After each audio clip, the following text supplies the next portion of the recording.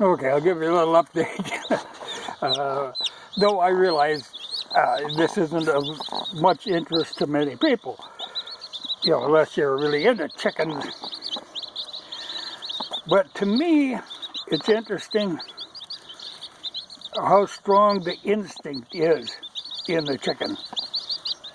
You know, so many animals, the instinct has been kind of bred out of them. But it really stayed with the chicken. Anyway, I checked this morning and there is now 13 chicks. 2 of them hatched out overnight. And she still has 4 eggs under her. And she's determined to set them. I'll give her, probably tomorrow sometime I'll decide, you know, to call it quits on them. Because now, that's a lot of chickens. You know, she was sitting on the nest. I think the one time I counted 15 eggs under her. But it's very hard to do. And even with these chicks, it's hard to count because it's amazing how them chicks get up underneath, you know, under her wings, and they just pack in there. You know, you got to kind of shake her, pick her up and shake her to get all the chicks to drop off. They're hid all over under there. Like even here now. See, there's a pile of them up under that wing. Well, and there's 1 egg yet that has to hatch. So I'll give her some time. You know, she is doing her job.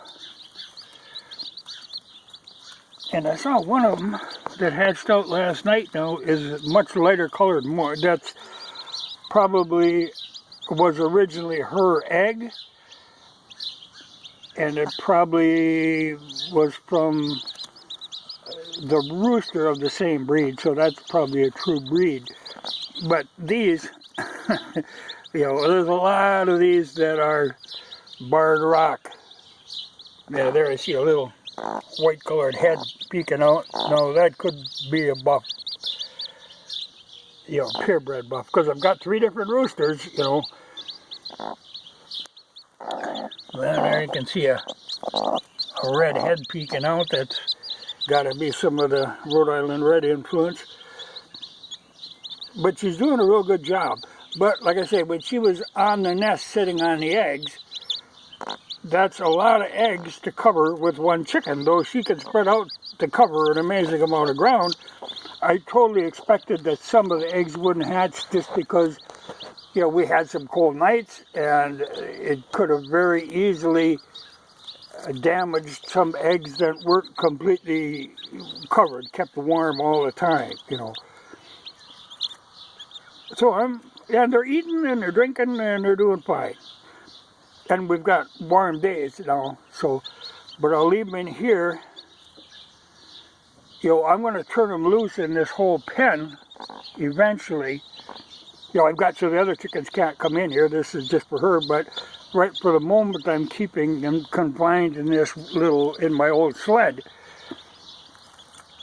But that way she can sit on these eggs. And when they're done there, then I'll let them out and they can scratch around in here, you know. But for now, they're confined. But they're a good bunch of chicks.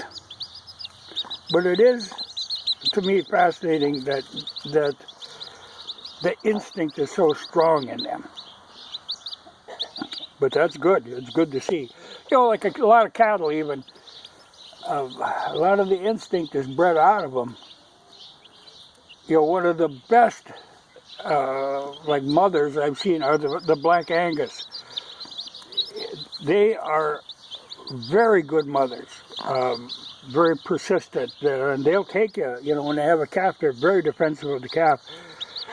Whereas a lot of, like your Herefords, a lot of times they get confused. They don't take the calf. They'll walk away, you know, or one of the other ones will try to claim the calf, or, you know, it just, but the Angus, they know to keep to themselves, and they guard that calf with their life. And I think the chicken is kind of that way, you know, it's got a strong instinct. But that's a lot of chickens to keep track of. But we'll give the eggs, you know, like I say, another 24 hours, and if they haven't hatched, then I'll have to rethink the situation. But 2 more overnight, so we're up to, well, Baker's dozen now.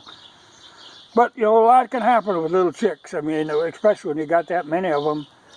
Once they get out in the open, wandering around, they can lose them.